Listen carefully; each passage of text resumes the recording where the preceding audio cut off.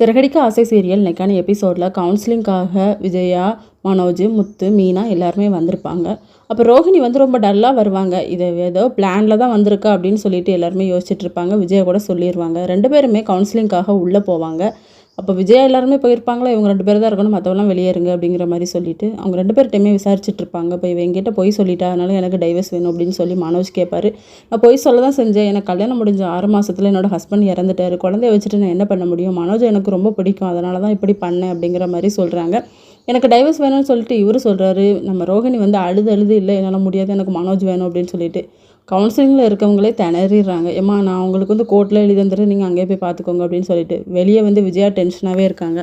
இவள் கோர்ட்லேயே ஏதோ பண்ண அங்கேயே ஏதோ பண்ண போகிறான்னு சொல்லிட்டு கரெக்டாக மனோஜும் வெளியே வந்துடுவார். நீங்கள் கோர்ட்லேயே பார்த்துக்கோங்கன்னு சொல்லிட்டாங்கம்மா அப்படின்னு சொல்லிட்டு ரோஹிணி வருவாங்களா, என் பிள்ளையை விட்டுறடி அப்படின்னு சொல்லும்போது அது எப்படி நான் விட முடியும், என் புருஷன் எனக்கு தான் அப்படிங்கிற மாதிரி சொல்லிக்கிட்டு இருப்பாங்க. வீட்டுக்கு வந்ததுக்கப்புறமா விஜயா சொல்லுவாங்க, என் பையனுக்கு நான் பொண்ணு பார்க்க தான் போகிறேன் அப்படின்னு சொல்லி. ஆனால் அண்ணாமலை சொல்லுவாங்க, என் பேச்சை நீ என்னைக்கு தான் கேட்டிருக்க, உன் இஷ்டப்படி நீ இருந்துக்கோ அப்படின்னு சொல்லி. இதோட இன்னைக்கான எபிசோட் முடியுது.